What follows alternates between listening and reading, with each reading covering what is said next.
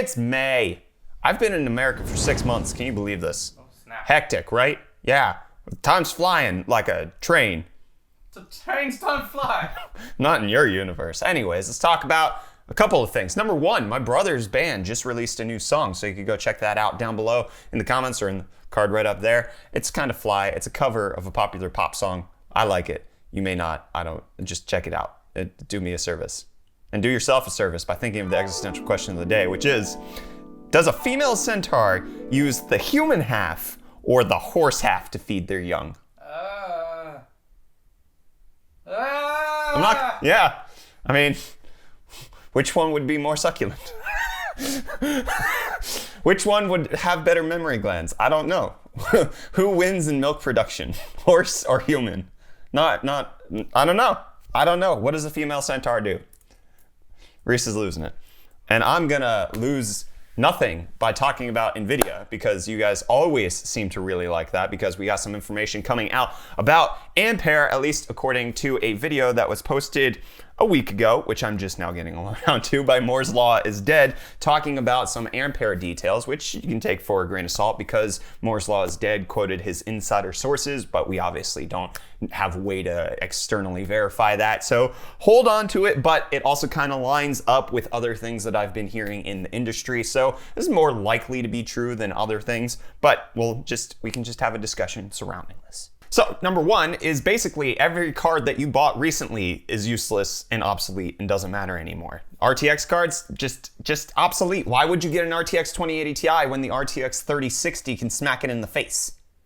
That's the general sentiment that's coming out of this leak. However, that's not in normal gaming performance. That's going to be in ray tracing performance, which the joke has kind of been, who cares about ray tracing? Well, it does appear like Turing was just kind of it's been this prototype beta testing type idea with ray tracing. It hasn't been very good. It's a huge performance loss when it comes to a lot of stuff, but the general indication is that with Ampere, because of optimizations that they're making with ray tracing cores, and with the fact that you'll have double the tensor cores per SM, it should mean that they can handle it a lot better. The quote is 4 times as much as previous, and if you take a 2060, you ramp that up 4 times, well, you blow a 2080 Ti out of the water, and that's what the 3060 would be like, and it would come at less of a cost to the actual CUDA cores, to the actual gameplay, so you should see a minimal frame rate dip with ray tracing, which means ray tracing might actually be relevant. It might add something to the game. It might not take away from your frame rate, and you won't have to rely on DLSS to smear your screen and make FPS faster like NVIDIA wanted you to, which was just it was a cobbled together way of trying to make sure that you didn't have a bad experience while also having a bad experience at the same time. So 4 times as much ray tracing. But let's talk about general game performance. It does appear like we're gonna get a modest 10 to 20% IPC uplift, which is fine. I mean, it's not what you want after 18 months to 2 years of being on an architecture. I'd like to see a little bit more, but 10 to 20% from architecture to architecture is okay. It's not gonna be revolutionary like Maxwell to Pascal. It's just kind of like Pascal to Turing again, and then Turing to Ampere is the general idea. However, they're quoting that with the ray tracing, it's going to be as if Kepler tried to do DX12, Turing is going to be really bad at ray tracing. That's how much Ampere is going to put a gap in between it and the previous generation when it comes to ray tracing. But on top of that, there's other things that they're going to be working on, including NV cache, which is supposed to be a direct competitor to AMD's high bandwidth cache controller to make it so that you can use system RAM and SSD a little bit better and to optimize the VRAM usage. And they're working on new compression technology to make it so that you actually don't need more VRAM. And so we're actually not expecting, according to this leak, more VRAM to be on the cards. The RTX 3080 might be at 10 gigabytes and the 3080 Ti might be at 12 gigabytes. Not a huge increase, but that's because NVIDIA is going to try to efficientize the pipeline. And then there's also some information about DLSS 3.0, which DLSS 2.0 just launched, so maybe it'll support it, but like it just launched like less than a month ago. So I don't know what's going on there. 7th gen NVENC will allow for up to 8K 60 and H.264 and H.265 encoding. It'll have CUDA 11, which we talked about in a previous episode of Hot News. Other than that, it's basically just going to be faster.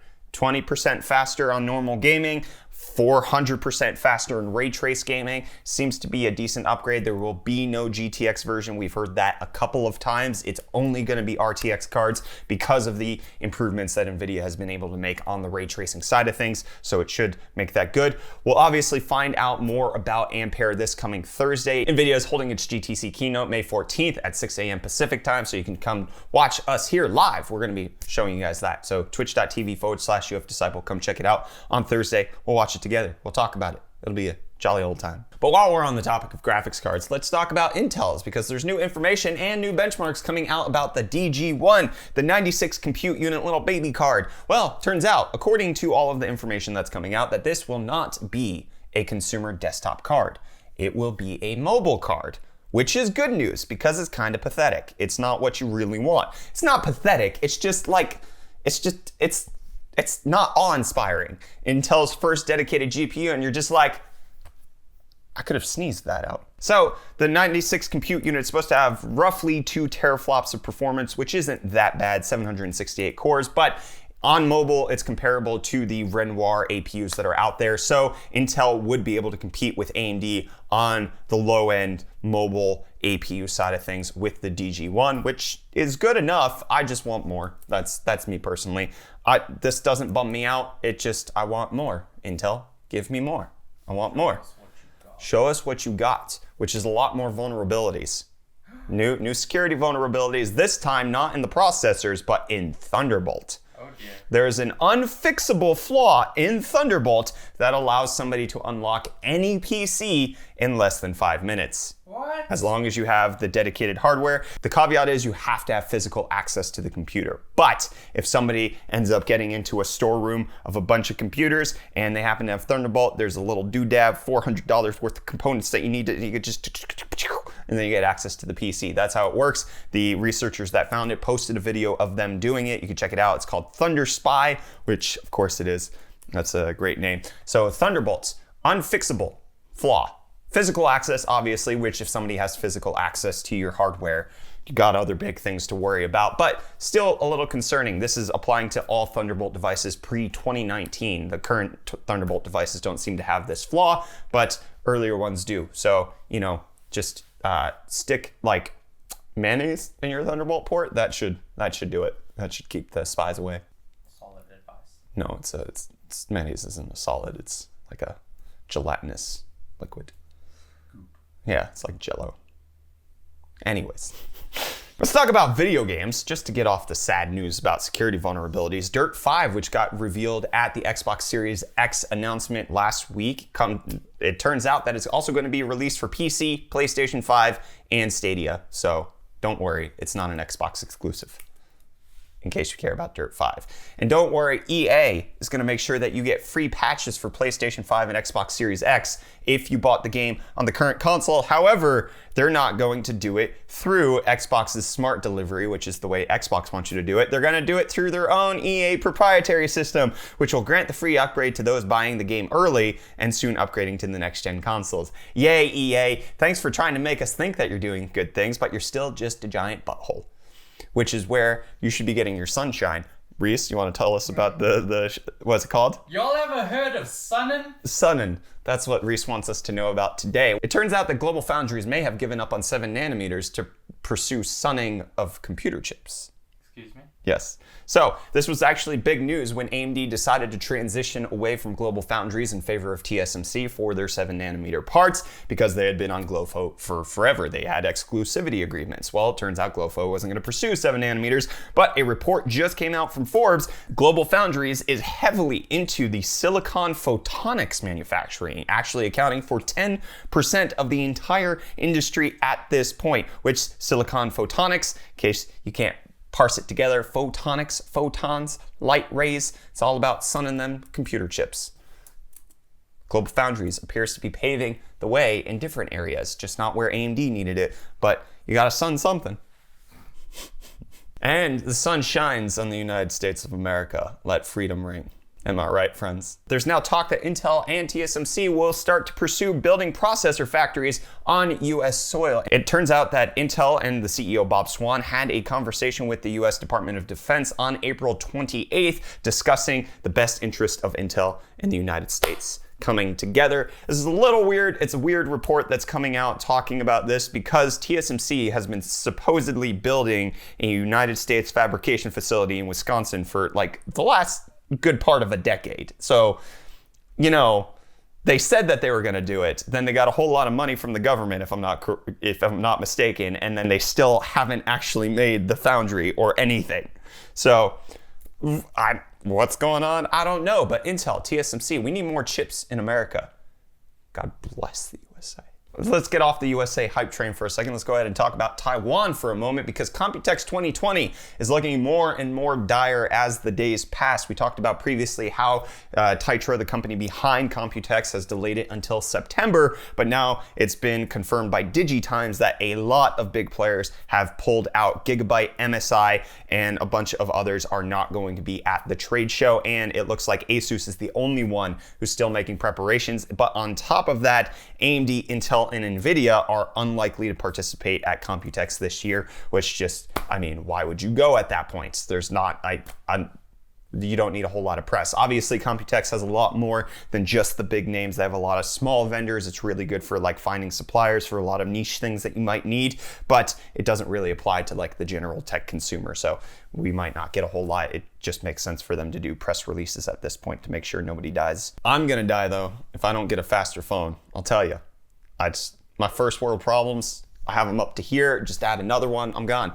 Which is what Qualcomm's here to save me because they announced the Snapdragon 768G, which is just a binned version of the 765. So it's slightly faster. Thanks. You know what else is going to be slightly faster? And by slightly, I mean a lot. Apparently, the iPhone 12 is going to be getting a 120 Hz Pro Motion display, which Apple has had on the iPad Pro for years. But turns out they're going to be getting that. They're going to get improved Face ID, a 3x camera rear zoom, as well as a bigger battery. This is according to leaks that are coming out. And John Prosser from Front Page Tech is saying that there's a bunch of stuff for iPhone 12 that's going to get leaked today. And we'll see if this pans out, just in case you care about iPhone news. But in case you don't, and you care about what's on Twitter, well, there's a new feature coming to Twitter. And no, it's not an edit button, because why would they give us that? Why would they ever give us an edit button? Okay, it's something that we desperately want. Therefore, they're going to keep it away from us so that we have to stay committed to their platform, hoping that one day they'll fix it. Anyways, this new feature, which you want, is showing how many retweets with comments you've got. Because currently, it only shows you retweets and likes, but not retweets with comments. So now you can see those. Reece is rolling his eyes. Reece's eyes receded into his nasal cavity. It was crazy. Hectic stuff, which is what's going down with Tesla in Alameda County. Elon Musk tweeting out over the weekend that he's preparing to sue Alameda County. And then as soon as he could say that, there was a lawsuit filed for Tesla against Alameda County for the lockdowns that are continuing. The biggest thing is that Alameda County is saying that Tesla cannot bring workers back to the factory and continue to produce vehicles. In response, not only has the lawsuit been filed against Alameda County, but Tesla and Elon Musk has also said that they're going to be pursuing moving their headquarters out of California to either Texas or Nevada, just because of all of the stuff that's been going on there. Tesla posted a blog post regarding all of this. You can read it down below to see if you make the case, but Tesla fighting against authority because they don't like what's going on. They need to make their vroom vroom cars, or their shh cars. And you need to go on over to pick up this Square Enix bundle, the Eidos Anthology, which includes 54 games for around, I think it was, what, $32, $42? The Eidos Anthology is going for a very cheap price right now for 54 games. A lot of good games in this bundle, and the proceeds go to charity. So, you know, Square Enix, I'm giving you a whole ton of games that you'll never play and just gigantically increase your backlog. Which I have a huge backlog when it comes to Nintendo games. Did you know that I haven't played a Mario game before the new one that's on the Switch? Did you know I haven't played a single Zelda game? I'm revealing a whole lot right now. Well, I'll never get to play Super Mario 64 on the PC with the PC port that we talked about last week, how it had ray tracing DX12. It was beautiful, it was glorious. Well, it turns out Nintendo didn't like it.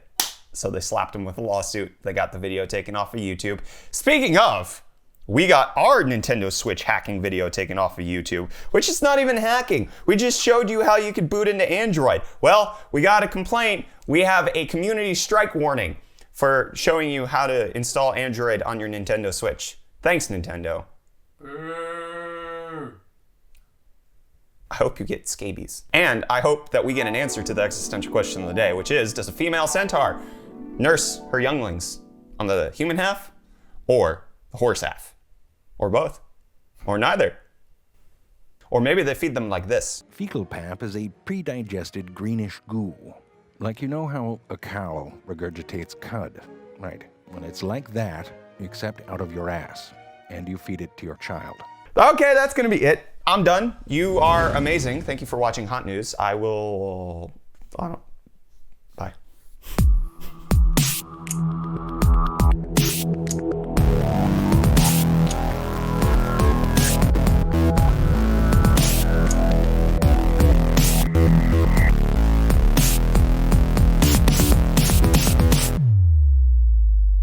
Let me Skittles on a burial ground.